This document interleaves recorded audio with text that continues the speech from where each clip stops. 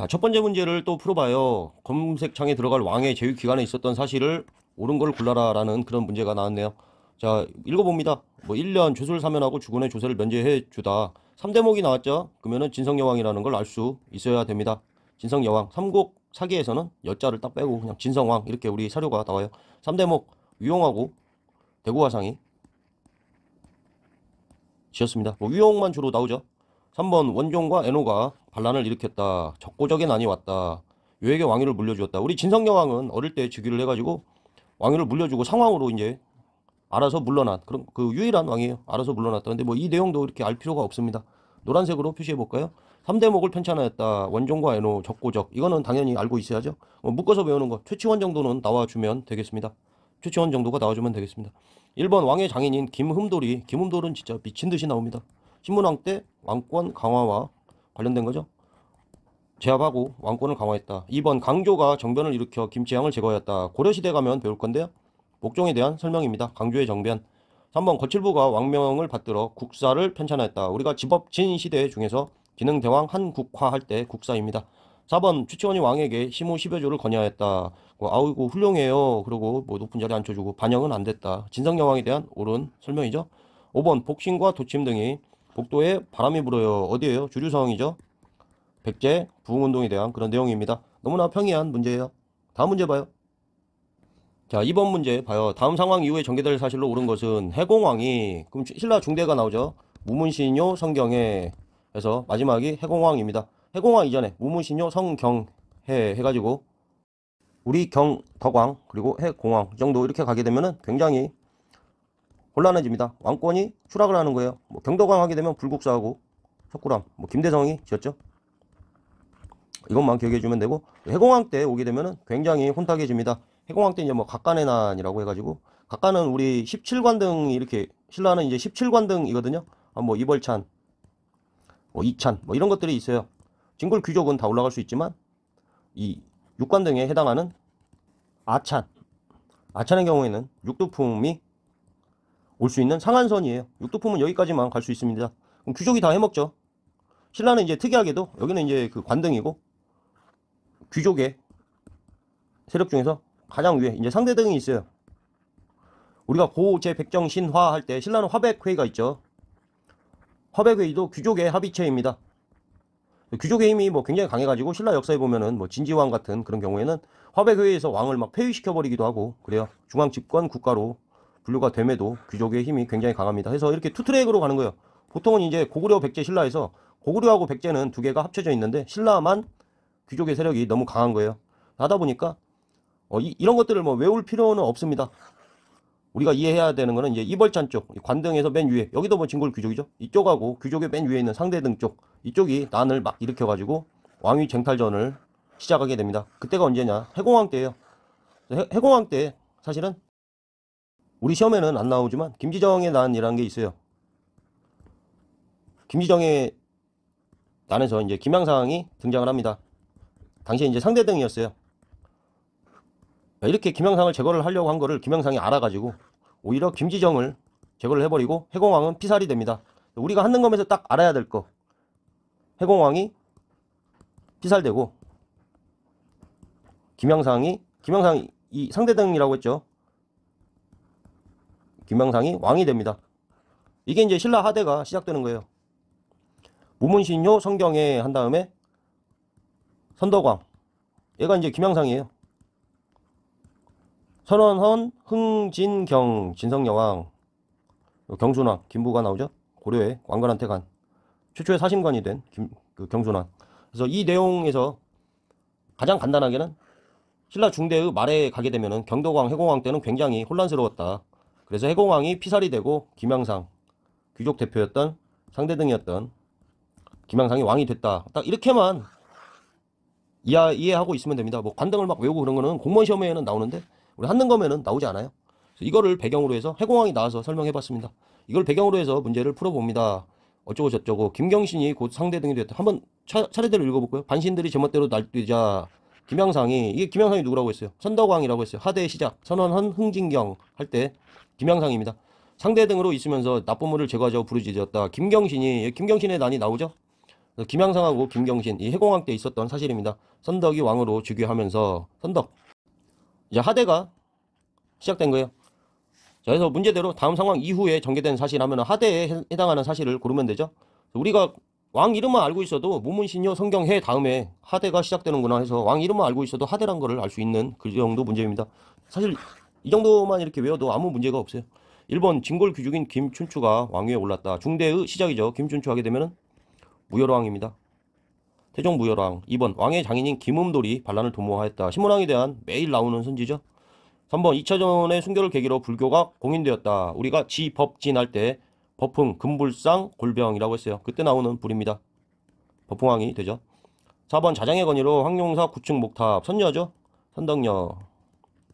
5번 최치원이 국왕에게 시무 10여 조를 건의하였다. 뭐 답이야 5번이 되죠. 신라 하대의 진성여왕 때 해당되는 내용입니다.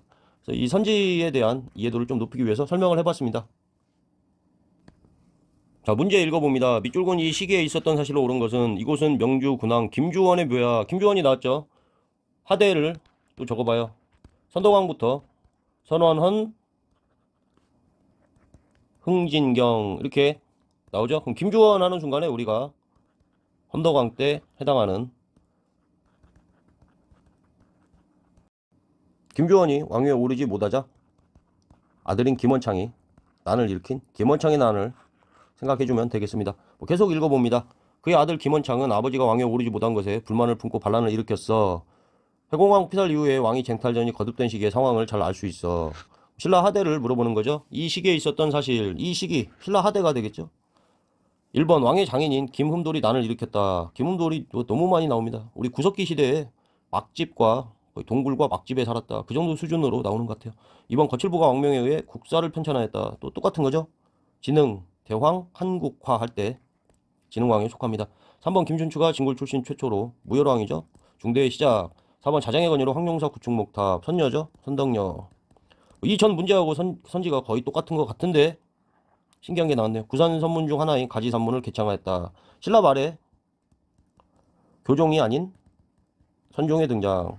우리가 이제 9개인데 구산에서 첫 번째 거 가지산파하고 마지막 거 수미산파 이 정도 이름만 구별하면 되겠습니다.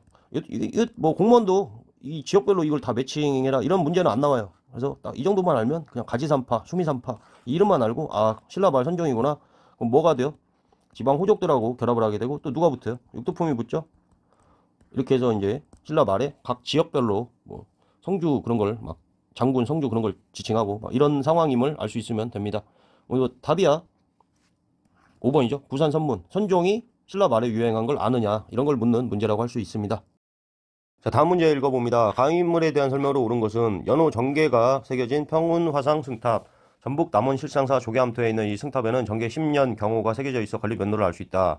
정계는 100개의 원한을 풀겠다고 선언하며 완산주에 나라를 세운 전주죠. 가에 해당하는 것은 이제 견훤이 되겠습니다.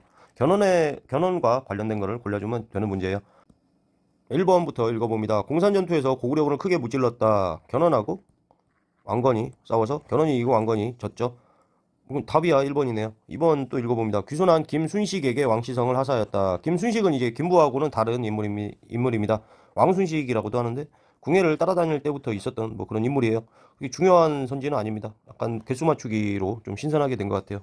어쨌거나 왕시성을 하사했다. 사성정책이라고 해서 왕건에 해당하는 그런 내용입니다. 3번 패정개혁을 목표로 정치도감을 설치하였다. 이거는 우리 고려 가게 되면은 충무광에 대한 그런 내용이에요. 고려에서 이제 배우겠습니다. 그 개혁 기구들이죠. 원간섭기에. 4번 청해진을 근거로 해상무역을 전개하였다. 흥덕왕 때 장보고에 대한 그런 설명입니다. 5번 광평성을 설치하고 광치나 서사 등의 관원을 주었다. 이것도 뭐 외우는 문제는 아니죠. 우리가 알아야 될 거. 광평성 하면은 궁야 설치했다. 이후에 이제 왕건이 광평성 시중이 되는 과정이 있었죠. 이 문제는 보니까 조금 뭐 어렵게 보이기 위해서 김순식이나 뭐 광치, 서사 이런 단어들을 썼는데 기본적인 거 공산전투만 알고 있어도 풀 수 있는 그런 문제입니다. 다음 문제 보죠. 자, 마지막 문제 읽어봅니다. 가인물의 활동으로 옳은 것은 땡땡이는 왕의 족제인 김부에게 왕위를 잇게 하였다. 경혜왕을 죽이고 김부에게 왕위를 잇게 한 거예요. 그래서 뭐가 나와요? 이제 신라에서 신라하고 고려가 신라하고 통일신라죠. 통일신라하고 고려. 당시 이제 이름이 왕건이 맡은 이후에는 명칭이 그때부터 이제 고려예요. 918년인데 뭐 연도를 외울 필요는 없습니다. 이때 이제 왕건인데 왕건에게 이제 말을 해가지고 둘이 이제 친하단 말이야. 왕건 이후에는 왕건은 신라하고 친해요. 적대 세력이 어디냐? 후백제입니다. 당시 이제 견훤이죠. 이래가지고 신라하고 고려가 이제 고려라고 해야죠.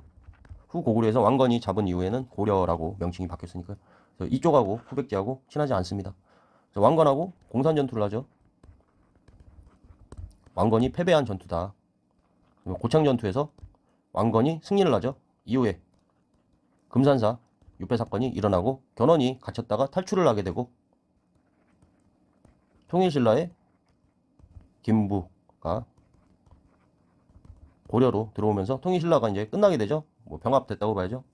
그리고 마지막에 1, 2차 전투가 신검과 왕건 사이에서 일어나서 신검이 패했다 해서 공고금통일까지를 이렇게 공고금통이 뭐 잘 외워야 되는 그런 내용입니다. 순서대로.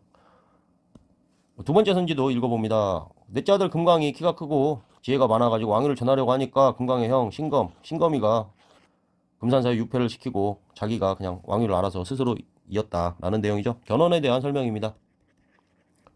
자, 읽어봅니다. 사리문을 설치해서 사리문이 좀 잘 나오네요. 고려시대 원간섭기에 충선왕에 대한 설명입니다. 2번 국호를 마진으로 바꾸고 철원천도를 시도하였다. 궁에 대한 설명이죠. 3번 김음도를 비롯한 엄청나게 나오네요. 신문왕에 대한 설명입니다. 정계와 계백 요소를 지어 왕건에 대한 태조 왕건에 대한 설명입니다. 5월에 사신을 보내고 검교태보의 직을 받았다. 이것도 한능검에서 뭐 은근히 좀 잘 나오는 건데 검교태보 지금 나왔을 때 외워둡니다. 5월로부터 이제 받은 거예요. 5월하고 그냥 친했다라는 내용의 디테일한 그런 면이 되겠습니다. 뭐 반복되기 때문에 읽어두면 좋을 것 같아요. 이걸 가지고 장난은 안 칩니다. 한능검에선. 그래서 5월이란 명칭을 기억해 두자. 여기까지 하겠습니다.